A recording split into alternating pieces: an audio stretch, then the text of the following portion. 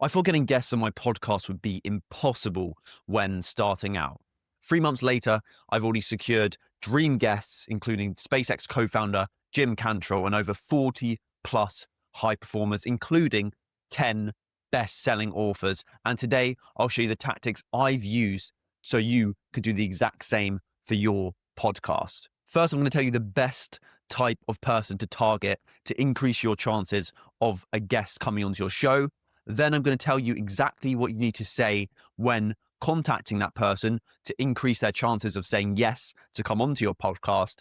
And third, I'm going to teach some actionable steps that you need to take away from this video so you can secure a big guest today. Who is the best type of person to come on? Who is the best type of person to target to increase the amount of guests that are going to come onto your show fast, even when you're starting out? Well, they're very credible. They are an expert in a lot of different topics. There's an endless supply of them, almost an unlimited supply of them. And there's almost a guaranteed chance of that type of person being an expert in whatever topic that you want to explore for your podcast. And the best part is, most of their email addresses are readily available online on the internet, which you can access for free. Who is this type of person that you should be targeting? It is academics. Academics are an absolute treasure for a podcaster. Why is this the case? Because, like I said, they are an expert in loads of different topics. If you want to do medieval science or World War One or sports supplementation, there's going to be an academic who is spending their entire life studying that field, spending their precious limited hours delving into that topic. And all you need to do is get them on the show and ask them questions about that if you're interested in the topic they're exploring. Their email addresses are always available, like almost guaranteed to be available. If you just search their name and then put email address, it should come up and it'll be their university email address. And the best podcasts, the biggest podcasts, always get academics onto their show. Joe Rogan does it. Huberman does it. Dive CEO does it. Lex Friedman does it. Chris Williamson from Modern Wisdom. They all get academics on their show. And the best part is academics love coming onto podcasts because they're not these celebrities. They're not these big name, busy people. Of course, they have busy lives and they're spending time researching, but they will completely jump on the opportunity to speak about the thing that they love, the topic that they spend their entire life researching with you on their show and spread it out to more people. I've done this so many times. I've got so many different academics come onto my show, including World War I and World War II historian Vayas Louis Levisius, who went on Lex Friedman's podcast last year and got millions of views.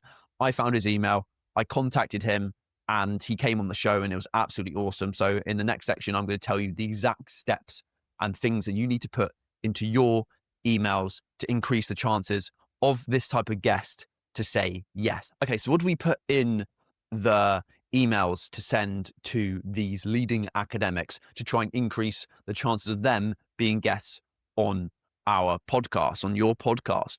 Well, what I do is I try to not make it too long, but I include a few essential, fundamental key things that you should include in your emails too.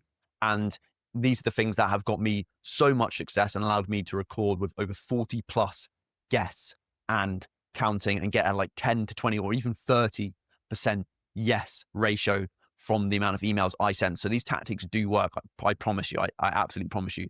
It's absolute gold dust. First, you would obviously briefly introduce yourself and your show. So who you are, what your show's about, and maybe cater it to the topic they're interested in or the type of people that they want to target. So curious minds or people interested in medieval science or whatever topic you want to explore. Then you need to give them a specific personalized compliment about their work. So you can do this yourself, or you can get AI to find a piece of work that they've done that you would find interesting and then ask it to create a specific compliment about that to the academic. This will make them feel important and show that you actually have consumed their work, because it's all good sending emails to these academics, but you need to make it out or make sure that you genuinely seem like or have consumed the work or the topic that they've been exploring, because they don't want someone who's not actually interested in the topic and just wants to use them. So give them a specific compliment about their work. And then after that, discuss the key things that you could talk about with them. So you'd include again, the specificity is key with this. You need to be specific about the things that you want to talk about. So make sure you've done a bit of prep and research into their expertise. You can use AI to help you with that as well. But you need to highlight at least 2 to 3 things that you want to talk about with them on the show. And a lot of the time they might have other things to talk about. And once you do start recording, you'll talk about completely different things. But it just gives them an idea of what they're potentially going to talk about on the show. It might ease their nerves and increase their chance of saying yes, because hopefully you've done your research and the things you want to talk about with them are things that they've been spending their entire career researching, which means they'd love to talk about it with you. Then after highlighting some specific talking points that you want to discuss with them on your episode, try and include some social proof. This is hard when you're just first starting out, but this is still helpful for the ultra beginners, because in a few weeks' time, if you follow my steps, if you watch my videos, you will get a lot of social proof very fast. So social proof basically just increases your status or perceived status and credibility to the person you're contacting. It makes you seem more professional, more high quality, and will increase their chances of coming onto the show. Because if you seem important, they'll want to talk to you, versus if you're just a nobody, the chance of them saying yes or coming on is quite low. But no need to fear. You don't have to win an Oscar to give social proof. It can literally be like an award you've won, even if it's like a local award. Like if you've, I don't know, like for example, I'm a photographer. I won in a wildlife photography competition. I used that as social proof, even though it was nothing to do with the topic the guest and I were going to discuss.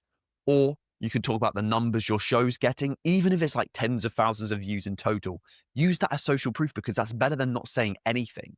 So for example, I often say I've gathered over 3 million views across all social media platforms in the last few months. And then another piece of social proof I would include would be previous guests you've got on your show. Obviously, you can't do this when you're first starting out, but as soon as you get one guest on your show, use that guest as social proof when contacting guests in the future. No one wants to go on a show where there's been 0 guests. So if you have a few guests that have come onto your show, include their names, include what they do, say they're a leading academic or an award-winning this or a best-selling that, and that will increase your chances of getting guests on your show every single episode and time you contact them after that. So even if, say, one video blew up on social media and got you 99% of the views, or one guest you've had on your show has been incredibly significant and high performing and high status compared to the guests you've got on your show so far, still use that,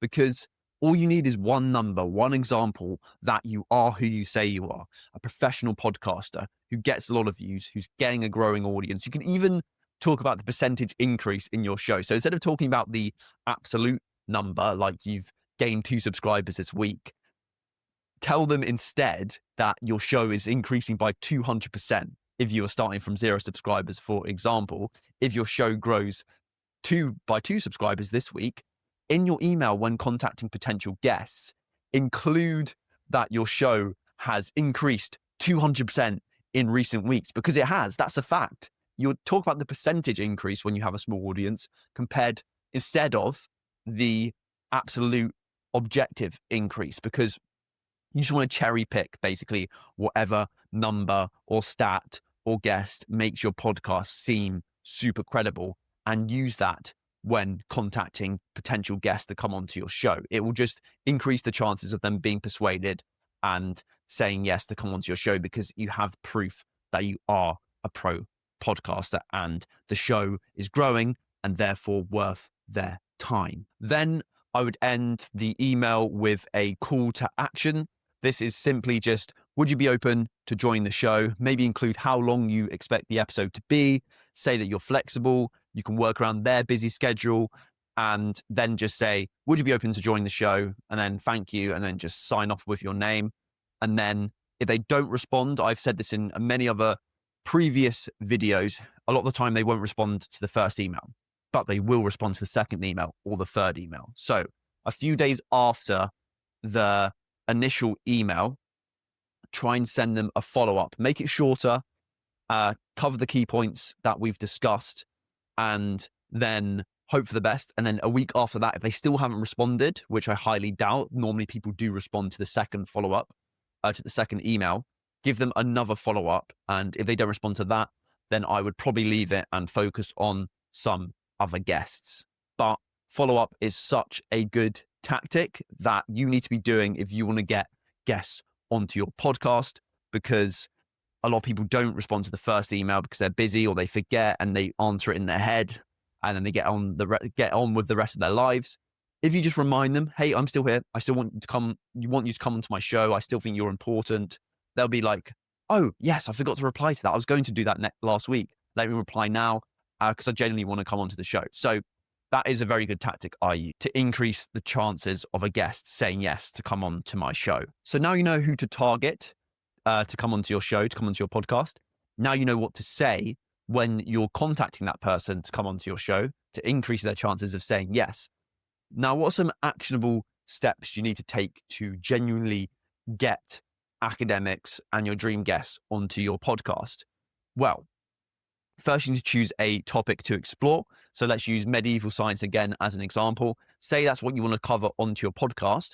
You then need to find experts who will be able to talk about that with you for your show and appear as guests. How do you find the guests? You go onto AI and you search, find me a list of the top experts in medieval science. And it'll give you a list of names. And most of them in this example, again, will be academics because, like I said, most experts on topics work at university, so they can spend their time teaching and researching that particular topic that they love. Once you have a list of names AI has given you, then you will either ask AI to find the emails for you, or you'll put their name in the search browser, or like Google, like a normal non-AI search browser, and then put, guest name and then email address or contact. And what should happen is the first, second, or third search should have pop up with their email. And what you just do is literally just copy and paste that, go onto like Gmail or Outlook, whack that in, and then draft an email based on the tips I just gave you previously, and then repeat that. And the more you send, the more results you'll get. So don't just try and find one guest on that topic and then be done with your day and not contact any more guests to come onto your podcast. If you genuinely want to be a pro podcaster and you want to explore a particular topic and you want to get guests to come onto your show, you need to find as many guests who are experts on that topic. You need to find as many people who are experts on that topic who then will potentially become guests. The more emails you send to people, the more yeses you'll get, and therefore the more guests you'll get on your show. If you send one email to one person, there's a very low chance of them saying yes. That's just how it works. But if you send 100 emails, if you send 10 emails, you will have a much higher probability of someone saying yes, and you'll have a guest for your show. And then you can use that guest as social proof when contacting other guests in the future, using their name as an example of high-performing people who have come onto your show. That will increase the chances of that guest saying yes. And you just repeat that, and you'll end up with a whole list of guests who want to come onto your show. And that's exactly what happened to me, and is exactly why I've recorded over 40 plus episodes in the last 3 to 4 months from my bedroom. And I've got a whole list of guests scheduled to come onto the show over the coming weeks and the coming months. So these are the tactics I've used. And as just an analogy to end, you wouldn't go to the gym once, do one bicep curl, and then expect to get results. You'd go every day or every other day to the gym multiple times a week, train and do that one exercise, that one bicep curl multiple times in that session, multiple times a week, and then you get results. It's the exact same when you're contacting potential people to be guests on your podcast. You need to just send as many out as possible. And the more you send, the more potential yeses you'll get, and therefore the more results you'll get. You will not get results if you just send one email once a month. Good luck doing that. If you want to be a pro podcaster, you need to send hundreds of emails at a time, And I will promise you, I guarantee you, you will get guests on your show if you send a lot of emails out. Measure in hundreds. Measure every 100 emails you send. Don't measure the one email, that means nothing. Send as many as possible and you'll get your dream guests in no time. If you want email templates that I use, that I whack into AI, that creates me hundreds of personalized emails to send to guests to get them onto my show that I use to this day, and you want a step-by-step video blueprint showing you every single step you need to take and every single process that I use to get you from a podcaster, a dreamer, not even a podcaster, a person who wants to be a podcaster, or a beginner podcaster to a pro podcaster in half the time it took me. Top link in the description for that. And I'll hopefully see you there on one of the weekly live calls and see you join the community and become a pro podcaster with me today. Goodbye.